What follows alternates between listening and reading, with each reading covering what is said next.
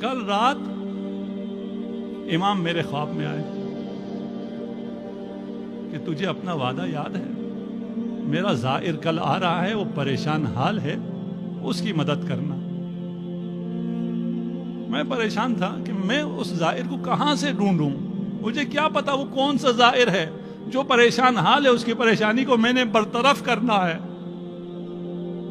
اتنے میں تمہارا فون آ جاتا ہے۔ ہمیں سمجھ میں نہیں آتا کہ ہم سے کبھی کبھار جو لیا جاتا ہے وہ دینے کے لیے لیا جاتا ہے۔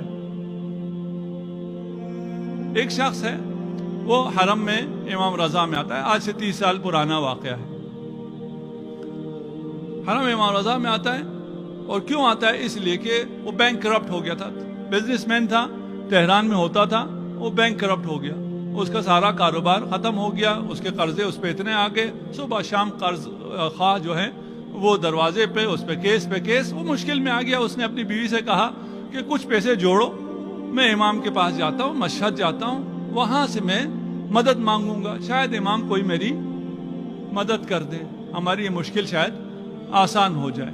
اس کے اپنے پاس تو کوئی پیسہ رہا نہیں تھا، بیوی نے کچھ پیسے جوڑے، اس کو کرایہ کر کے دیا، اور وہ ان پیسوں کو جیب میں ڈال کے مشہد پہنچ گیا، زری کے سامنے گیا۔ خدا ہم سب کو یہ زیارت نصیب فرمائے۔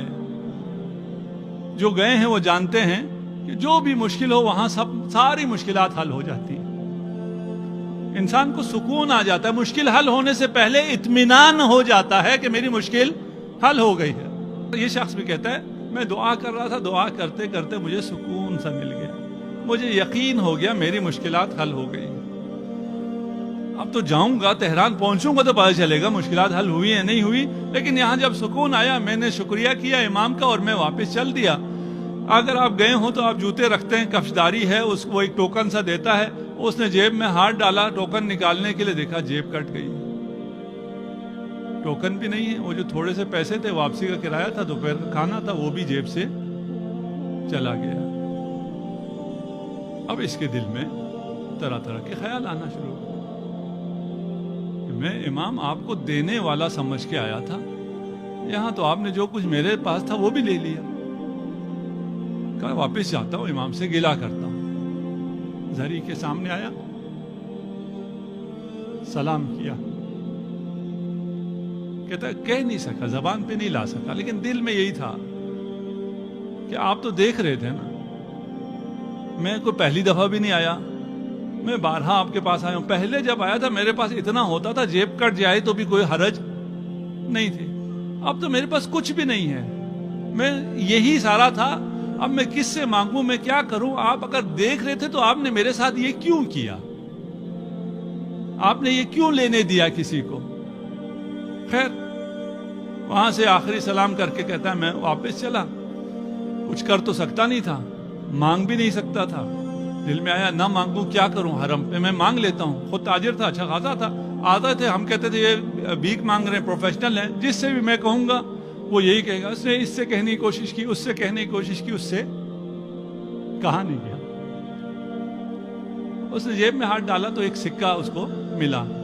اگر آپ 30 سال پہلے کی بات کروں، موبائل نہیں ہے اس زمانے میں، وہ سکے کا ٹیلی فون ہوتا تھا، سکہ ڈال کے فون کرو۔ اس کے ذہن میں ایک خیال آ گیا کہ ایک سکہ ملا ہے، اسے میں ڈالتا ہوں بوتھ میں جا کر، ایک نمبر رینڈم ملا دیتا ہوں مشہد کا، وہ سامنے تو نہیں ہوگا نا، کم از کم شرم تو نہیں آئے گی، سامنے لوگوں سے مانگتے ہوئے شرم آ رہی ہے، اس سے میں مانگ لوں گا، اس کو کہوں گا کہ میں اس حالت میں آ گیا ہوں، اگر کر سکتے ہو تو مجھے دوپہر کھانا چاہیے، واپسی کا ٹکٹ چاہیے۔ اس نے فون کیا، کسی نے اٹھایا، ہیلو السلام علیکم، وعلیکم السلام، یہ میرا معاملہ ہے اور یہ میری مجبوری ہے، آپ میری مدد کر سکتے ہیں؟ اس نے پوچھا آپ کہاں سے بول رہے ہیں، کہاں ہیں؟ کہا میں فلکہ آپ پر ہوں اور یہ ٹیلی فون بوتھ ہے، اس سے میں فون کر رہا ہوں۔ کہا وہی رہنا، میں آ رہا ہوں۔ یہ خوش ہو گیا، چلیں پہلی ہی کال پہ ایک سے زیادہ تو کال کر نہیں سکتا تھا، ایک ہی چانس تھا، ایک ہی سکہ تھا، اس پہ جواب مل گیا۔ اور اس نے کہا کہ میں آتا ہوں، 10 منٹ گزرے، 15 منٹ گزرے، کوئی نہیں آیا۔ تھوڑا سا پھر مایوس ہو گیا کہ فون پہ اس نے تفصیل سے منع کرنے کے بجائے یہی کہا ہوگا میں آتا ہوں، انتظار کرو، نہیں آئے گا تو میں کیا کر لوں گا۔ کہتے ہیں تھوڑی دیر بعد ایک بڑی سی گاڑی رکی اور اس نے آواز دی کہ فلان صاحب آپ ہیں، آپ نے فون کیا تھا؟ کہا ہاں میں نے فون کیا تھا۔ آئیے تشریف لائیے، صاحب آپ کے انتظار میں ہیں۔ انہوں نے کہا اچھا یہ جو آیا ہے یہ ڈرائیور ہے، وہ تو جانتا نہیں ہے کون کون ہے، یہ کوئی ڈرائیور آیا ہے، چلیں کوئی اچھی پارٹی کو فون لگ گیا، کرایہ تو دے ہی دے گا، یہ کھانا بھی اچھا کھلا دے گا۔ اس نے گاڑی میں بٹھایا اور بہت بڑے سے بنگلے میں لے جا کے اس نے گاڑی پر پارک کی، اور وہ صاحب جو ہے مالک مکان وہ تیار انتظار میں ٹہل رہا ہے، آتے ساتھ اس کے گلے لگایا، اس کا بڑا استقبال کیا۔ میں نے کہا ایسے استقبال کر رہا ہے جسے مجھے برسوں سے جانتا ہے، میں تو اس کو نہیں جانتا۔ بٹھایا، کھلایا، پلایا، تو کہا شکر ہے مجھے کھانا تو مل گیا، بس اب یہ پیسے دے دے واپسی کا کرایہ، مانگتے ہوئے اب بھی شرم آ رہی ہے، ٹیلی فون پہ تو کہہ دیا تھا، سامنے کہنے اس نے باتوں میں لگایا، ہاں بتاؤ تمہیں کیا ہوا، کیوں ایسے مجبور ہو گئے؟ کہا میں بزنس مین تھا، میرا خسارہ ہو گیا، بینک کرپٹ ہو گیا، 200 ملین کا مجھ پر قرض آ گیا، اور کوئی حالات ٹھیک نہیں ہو رہے تھے، تو میں امام کے پاس آ گیا کہ امام میری مدد کریں۔ یہاں مدد تو نہیں ہوئی، جیب بھی کٹ گئی، جو تھا وہ بھی چلا گیا۔ کہا کتنا نقصان ہو گیا، کتنا قرض ہے تمہارا؟ کہا 200 ملین۔ اور کہا اگر اب تم اپنا بزنس صحیح کرنا چاہو تمہیں کتنا اور سرمایہ چاہیے کہ تم اپنا کام بھی کر سکو؟ 60-70 ملین ہو جائے تو وہ بھی چل جائے گا۔ کہا اب مجھے اجازت، کہا تھوڑی دیر ٹھہر جاؤ۔ چیک بک اس نے تیار رکھا ہوا تھا، ایک چیک کاٹا اور چیک مجھے پکڑایا 200 ملین۔ دوسرا چیک کاٹا 70 ملین کا۔ میں نے کہا یہ کیا ہے؟ اس وقت ایک بچہ داخل ہوا چائے لے کر، اس نے اس بچے کو گلے سے لگایا اور رونا شروع کیا۔ یہ کہتا ہے رونا تو مجھے چاہیے تھا، خوشی سے مجھے رونا چاہیے تھا، مجھے اتنا بڑا سرمایہ مل گیا اور دینے والا رو بھی رہا ہے، شکریہ بھی ادا کر رہا ہے۔ کہا ماجرا کیا ہے، داستان کیا ہے؟ اس نے پھر سنانا شروع کیا۔ کہا یہ میرا بیٹا سرطان کا مریض ہو گیا تھا، میں نے بڑا علاج کرایا، مشہد میں علاج کرایا نہیں ہوا، تہران گیا علاج کرایا نہیں ہوا، کہا یہ لا علاج ہے، میں لندن چلا گیا، وہاں میں نے علاج کرانا شروع کیا، وہاں بھی سارے ٹیسٹ پازیٹیو آ رہے تھے اور کہا جا رہا تھا علاج نہیں ہے، آخری ٹیسٹ رہ گیا تھا کہ یہ اگر اس کا نیگیٹو آ گیا تو کوئی علاج شروع ہو سکے گا، نہیں تو یہ لا علاج ہے۔ وہاں کسی نے کہا کہ تمہیں دعا کرنا نہیں آتی کیا؟ ایک آدمی ایسی آیا کہ دعا کرو، کسی کو وسیلہ بناؤ، تمہارا بچہ اب ان علاج سے بچ نہیں سکتا۔ کہتا ہے مجھے خیال آیا کہ میں نے دعا اس طرح تو نہیں کی۔ ہم دعا پڑھتے ہیں نا، کل ہو سکتا ہے ہم قیامت کو جا کے کہیں خدا سے، خدایا میں ہر جمعرات کو دعا پڑھتا تھا، میں ہر جمعرات کو دعائے کمیل پڑھتا تھا، اور فلاں قاری کے ساتھ جا کے جس کی بہت اچھی آواز ہے میں دعائے کمیل پڑھتا تھا۔ شاید ہمیں کہے دعا پڑھنے کے لیے کب کہا تھا، دعا کرنے کے لیے کہا تھا۔ تم نے دعا کی بھی کبھی؟ یہ صرف پڑھتے رہے۔ یہ کہتا ہے میں دعائے کمیل پڑھنے کے لیے تو بہت جاتا تھا، حرم بھی جایا کرتا تھا، لیکن دعا میں نے کی نہیں تھی۔ اس شخص نے جب کہا دعا کرو، کسی کو وسیلہ بناؤ، تو میں نے امام رضا کو وسیلہ بنایا۔ میں نے کہا امام اگر آپ نے میرے بیٹے کو شفاعت دی تو میں آپ کی زائر کی عزت کروں گا، آپ کے زائر کی حاجت روائی کروں گا۔ کہتے ہیں جو آخری ٹیسٹ آیا تو وہ نیگیٹو تھا، اور ٹیسٹ کیے، میرا بچہ، انہوں نے کہا اس کو تو کچھ ہے ہی نہیں، اسے تو شفا مل گئی ہے۔ میں نے کہا کوئی علاج، کوئی آپریشن، کوئی کیمو تھراپی، کوئی ریڈیو تھراپی کا کچھ بھی نہیں، جب اس کو کچھ ہے ہی نہیں۔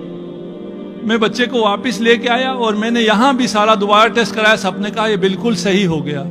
انسان ہے، اتنی بڑی چیز ہونے کے باوجود بھی وہ بھول جاتا ہے۔ کہتا ہے میں اپنا وعدہ بھول گیا، میں نے جو امام سے وعدہ کیا تھا کہ میں کسی زائر کی مدد کروں گا، اسے خوش کروں گا، میں بھول گیا۔